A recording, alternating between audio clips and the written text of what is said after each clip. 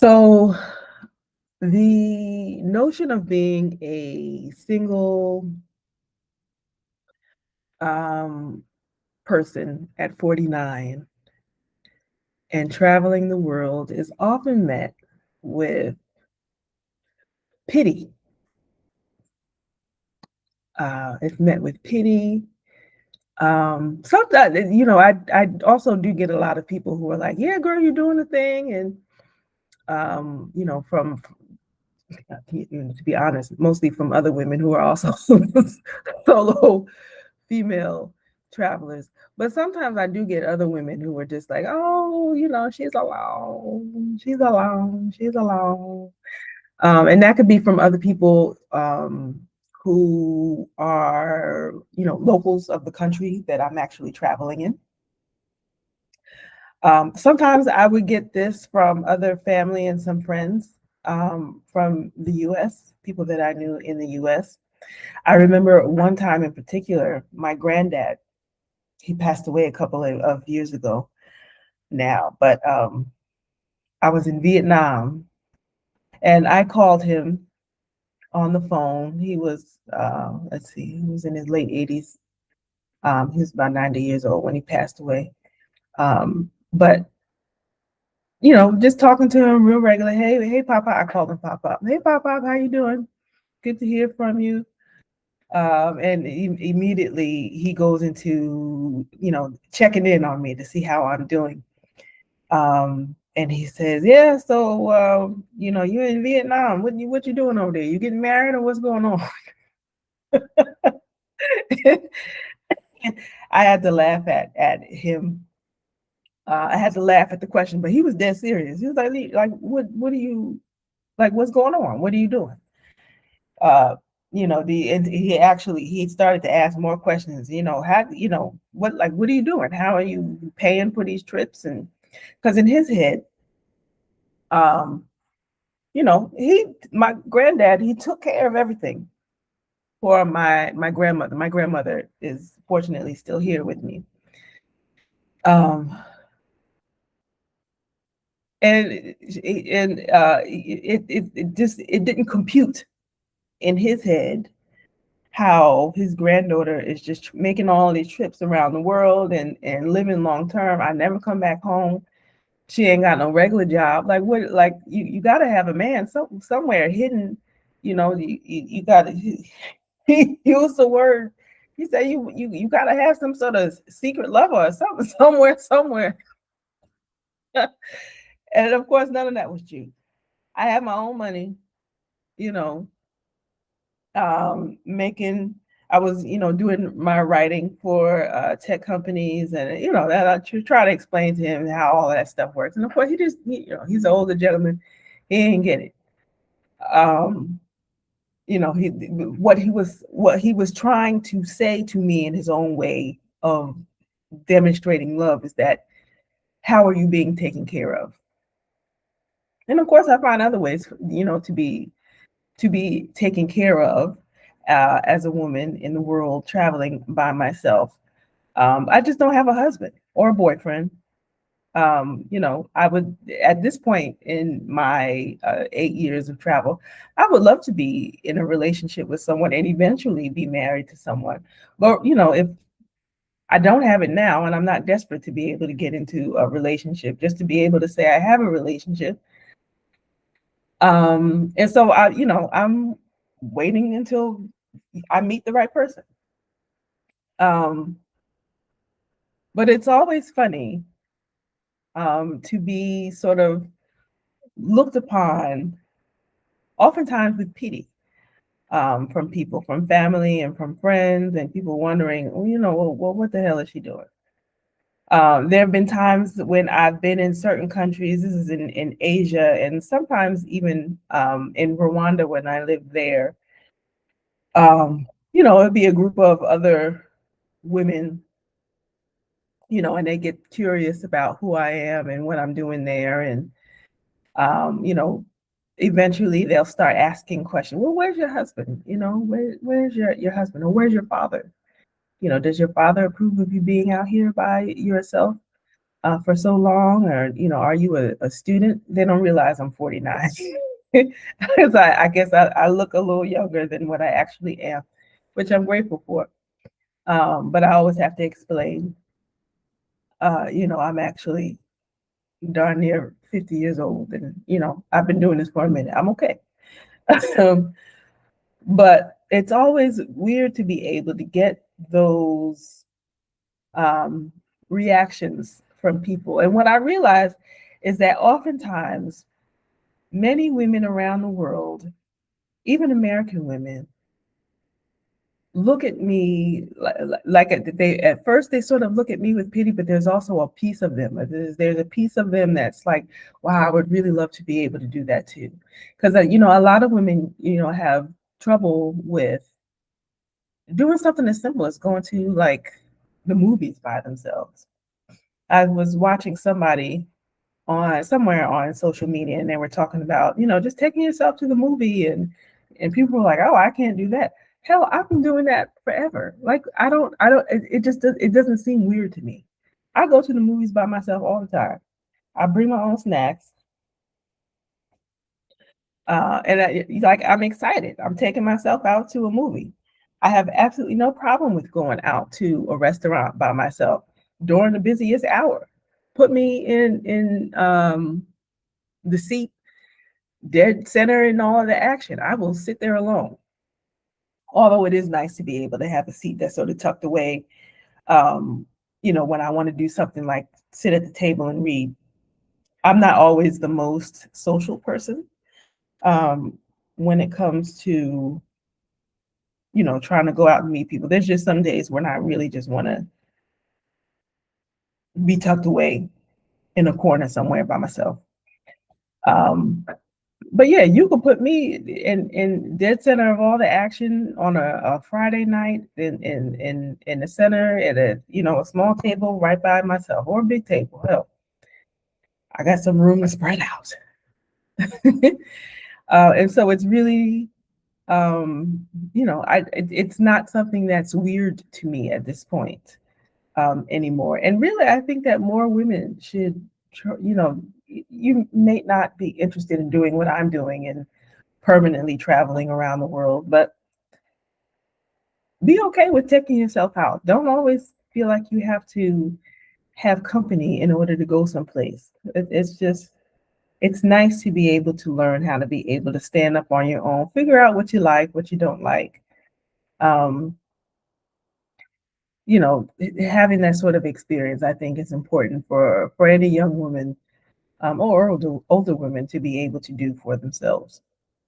And this is a few of the things that I have learned about being able to be single and travel in this way. Um, I have really had an opportunity to be able to fall in love with myself because I spent so much time by myself. Um, Being alone has helped me to get rid of the expectations of other people's opinions and thoughts about who I am and what they think I should be doing, how I should represent myself when I go outside. I don't have to listen to any of that. I've learned how to sort of, put that to the side and say, well, you know what does Halana actually like? What does she like to wear when she goes outside? What does she want to look like? What does she want to smell like? Um, what sorts of restaurants do you actually like going to? Um, and it all depends on me. Um, and really, it's taken some time to be able to learn how to do that. Like once you get past the initial challenge of learning how to be able to sit with yourself through a dinner, that's one level of being able to go out and do things on your own. But being able to travel long term by yourself is something else, because depending on how much you're traveling, you don't always have connections with people that um, that are always comfortable for you. Every new country that you go to, you have to learn how to be able to make new connections, new friends, and they may not be as comfortable as what you remember having back in the States. Like for me, I've been gone from the United States for 8 years. I've only been back to the States once. I visited at towards the end of the pandemic, stayed for 30 days, and I went back to where I was in Rwanda. But what I've learned is that um, if you hear any noise in the background, there seems to be some sort of there seems to be some kind of construction going on. So, but we're gonna work through this. So let's just go. Um, what was I saying? I was saying that I love my own company. Um, I've learned to love my own company by going out with myself and being able to be. Oh, I was saying that it's one thing to be able to go out to dinner by yourself, to learn how to do that, and you go home. But when you travel to other countries, what you start to learn is that um, the company that you remember having at home that feels the most comfortable to you is not always going to be duplicated when you go abroad, because people, you know different cultures, people have different ways of relating to one another. And I was watching a young lady, I forget her name, but she's quite popular on I want to say Instagram. And she's a young woman from the UK. She wrote a book on loving your afro. Um, was that her? No, this wasn't her. This was someone else. Anyway, it was a young woman. She's from the UK, and she was talking about how um, she was talking about the connection between people and when she meets Black American women in particular, of just how friendly we tend to be, generally speaking, and comparison to other, women from Black women from the UK, or someplace else, which I don't really think I've ever given that any real thought, um, but I think it's true. There is sort of a comfort when I meet other Black women from the United States, and the love that we offer each other. I would say less so in Mexico, but certainly in Asia, in Africa, and even when I was in Turkey, and you meet other Black women, it's like, hey, I see you. And when I didn't get that, it was very clear that they were from somewhere else, which is cool. It's just that I think with Black Americans, we just have a different way of being able to connect with each other, because our history with learning how to be able to connect with one another is just different. It's just different. Um, and so in doing that, and being able to share your time with people, you learn how to be able to adapt. You learn how to be able to adapt. And you know, you understand that everywhere you go is not always going to be the same. And so in order to find home, you have to find home within yourself. Um, in order to find the place where you're most comfortable, if you're always having to look outside of yourself, it's all, you're going to have a problem. Um, boy, this sound, I don't even know if you all can hear me. And also, in speaking about falling in love with oneself,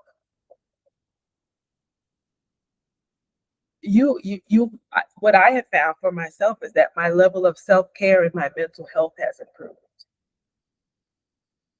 because I'm not depending on somebody else to be able to do those things for me, which quite honestly shouldn't, that should be a given anyway.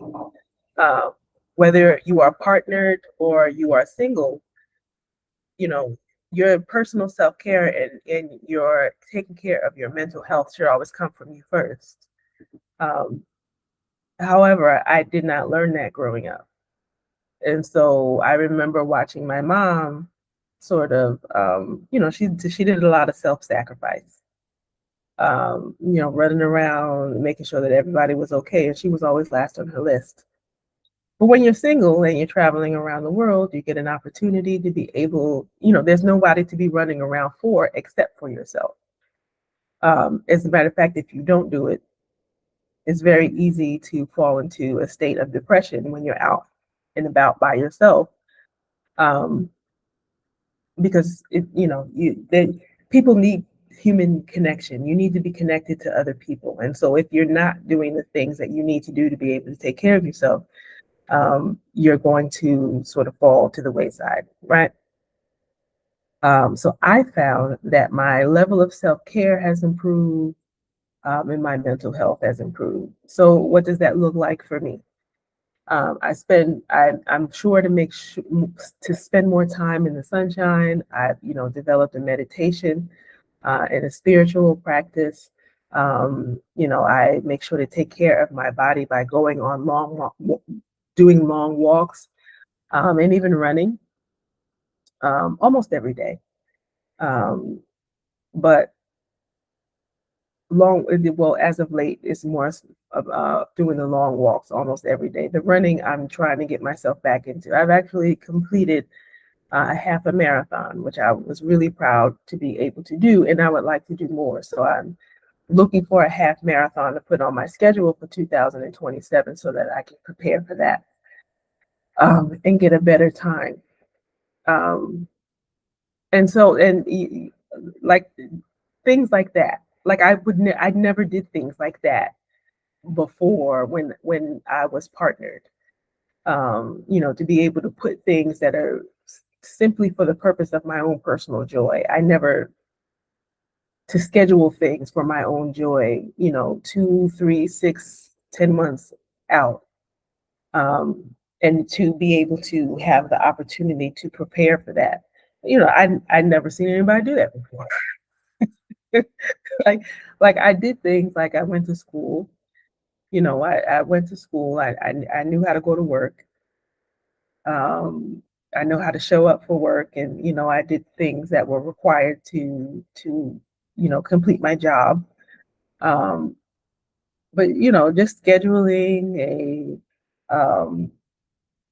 a half marathon, or hell, just I'm just my or to say that my regular routine is to go to spend my Saturdays running first thing in the morning because it helps with my mental health. I never did that. I never um, would sit down and say, okay, I'm going to go to these stores to be able to get these ingredients so I can make this particular meal because one, I have a taste for it, and two, this is a recipe that is good for my health, and it's fun. I never did that when I was partner. Never did that. Um, so falling in love with yourself is one of the benefits that I have experienced of being single at 49 and traveling the world. Another benefit has been that I've been able to work on building my own vision for myself. I get to chase my own. I get to name my own goals and chase them without any compromise. Um, when you're partnered with someone, I think we get told that you need to compromise on. You need to be able to compromise on what it is that you want in your life because what you want has to meet with what it is that your partner wants. Now, had I approached being in partnership in a more healthy way, I actually think that that could be a really beautiful thing, but I did not. So I wound up choosing men who were always looking for ways to be able to squash, my spirit, to be able to tell me well, you can't do that because, it's not appropriate for you to be able to do that. Um, or I would have to, I don't want to say dumb down my vision, but maybe that is the right word. I would have to dumb down my vision in order to meet where he was to make him feel better about himself. And that's not even a life to live. That's absolutely freaking ridiculous. That's not even a life to live. Anytime you have to dumb down yourself for anybody, I don't care if it's your partner, if it's for, the colleagues that you work with, you need to find a different space. This is not the space for you. If you're with a person or around people, if you have any relationships that is sort of trying to make you feel like you have to do less or be less than who you actually want to be, this is not a nurturing space for you, and you need to move on. I really think that as humans, certainly as women, but just as humans, you are here, we are sent here to follow through on a particular path. Um, we're here to be able to follow through on a particular path. And when you don't get to follow through on that particular path, it causes depression. That's why I think so many of us have depression, because we're not living the life that we are supposed to live. Of course, things could be more complicated than that. But for many people, I don't think that like if the depression can be met early on, um, just to be able to talk about what your life is, what it looks like, what it feels like, if it can sort of fix, you know, are you living the vision that you want to be able to live? Just be able to start there. I think a lot of people's sense of mental health would improve. And so in being able to travel, and being, 49 years of age and making my own money and having the um, the wherewithal to be able to travel wherever it is that I want, I develop new hobbies and passions based on where it is that I am. So in Rwanda, I learned how to be a runner, because running is a very much a part of the world there. When I was in Thailand and Vietnam, I learned how to become a meditator, and I learned a lot about Buddhism. So I sort of gathered that and put that into my, um, I don't know, into my personhood, my repertoire of who it is that I want to be. Um, when I decided that I wanted to learn how to paint, I found, I would go to local art events, and um, I would go to a different city and find out where all the art stores are, and then, you know, find, the watercolor paints, and figure out what types of paper is the best paper to be able to use. What are the best paintbrushes that they had available for me to be able to purchase? I would, buy little books on how to be able to draw and how to be able to paint. And, um, I would allow myself to indulge in my growing hobby with no real plans or thought as to this would bring me money, or this would bring me fame or notoriety. I was simply doing it because I loved it. And that's really all the reason and I needed to do it on a regular basis.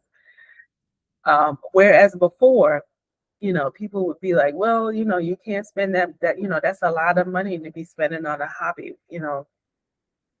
We have other things to be spending the money on. All right, well, we can find the money to do other things for the things that have to be paid for. But why is it that my hobby has to be, I got to go halfway on a hobby that I'm excited about, simply because you don't get it. You know what I mean? So as a single person, I've been able to create my own vision of who I am and what it is that I want to be able to do. Um, and this is a something that I only get to do for me. I don't have to explain it to anybody. And then the last thing Reason why I love being single at 49 is I have absolute freedom of movement. Freedom of movement. I don't have to ask anybody anything. Um, I can decide on places that I want to go, and I can be as active or non-active as I want to go, you know, as in physically active and going out and doing hiking and I can go out and I can make this like a nature thing, or I can make it a beach thing, or is this like, are we doing a city? And we're going to be walking around the city while we're there and going to all the fancy area and even the hole in the wall restaurants. I love a good hole in the wall restaurant. That's super local and there's tons of local people in there having a good time and the food is excellent. Food is excellent. That's really what I love. I get to be able to sit down and say, well, what am I? Yeah, if I'm taking this trip, what do I feel like getting into? And to be able to sit down and get into the research of, what's available. Just going through people's social media sites and seeing where they've been, and these are the places that are kind of under the radar that a lot of people don't know about, or um, I'm at a point where at 49 I'm realizing that the thought of just being fit because you're young is like that no longer exists. And at the I'm at a point where it's like if you don't specifically get up to exercise, and that exercise can be as basic as walking and doing some squats. If you don't get up and exercise on a regular basis, your body will fall apart and it will fall apart fast. I'm very clear on that. And so when I think about the trips that I want to take, it's not just I'm just going to lay out on the beach, which is, those things are nice too, nothing wrong with it. But I want to be able to incorporate doing a lot of those physical things that I've always wanted to do. So, what is it like to be able to hike? I was looking at, it's not hiking, but I want to go to Ethiopia. And in Ethiopia, I think it's Lalibela, but it may be someplace else where you have to climb mountains um, to be able to get in a church that's actually high up inside of a mountain to be able to get in there. And I'm like, can I get myself into a good level of shape to be able to do that? Like I'm entertaining these sorts of thoughts. Where there was a point where I was just like, well, if the people that I'm going with ain't trying to do it, then I can't do it. But if I'm going by myself, I get to entertain the thought. I would love to be able to go to climb Machu Picchu or to go to Everest Base Camp. I got to be in a certain level of physical shape in order to do that. So really learning how to do the half a marathon, that's bare minimum. That's bare minimum. Doing all of these, hikes and stuff, that's a different level of fitness than doing the half a marathon. You're using your body in different ways. And I want to be able to do all of those things until, there's a point where I can't. And honestly, I really hope that I'm here when I close my eyes and I'm no longer here anymore. I want to be up to my very last day. I was out doing things. I don't, I don't want to be outside on a walker and you know, your hip is hurting and can't walk anywhere because your feet hurt. Like, I don't want that to be my thing. And so even in the choices that I've made of where it is that I want to live, I live in places where I get to walk a lot. Like, people always ask questions, well, what type of car do you want to drive? Which is cool if you live in a place where you are required to drive. But I don't like, my requirement is I don't want to drive at all. Like, I don't want to drive. Like, I'm really good. Um, well, this is what I have decided. I want to live in a place where I can walk, where it's some sort of, not maybe not the center of a large city, but a smaller city where I can walk, but it still has things available like taxis or an Uber. Um, that are really convenient if I need to go someplace further. Or you can also just like rent a car, rent a person who could rent a driver, rent a person who can drive you to where it is that you want to go. That's an option. Like I ain't gotta be the person that does the driving. I really like sitting in the back seat of the car and sort of zoning out and looking out the window until we get to the place that we need to go. Like I really don't need to drive. Just don't. And that's the type of life that I want to live. If you want to live in a place where you need to have a car, and I don't like taking buses, with a bunch of other people, buses and trains where we're just sort of sitting in there, crammed up for a time. I don't even want to do that part. I need to be able to walk from, the places that I like to be able to go, like, the grocery store, um, local shopping stuff, maybe even to like a movie or something. And if I go a little further out of town to be able to do something fun, Uber works just fine. Or, Uber, Grab, I think it's called InDrive. InDrive is what I use here in Playa del Carmen. InDrive, INDRIVE. That's what I use here now. Or, you can hail a taxi. I want options. I just don't want to be stuck having to either purchase my own car or taking larger uh,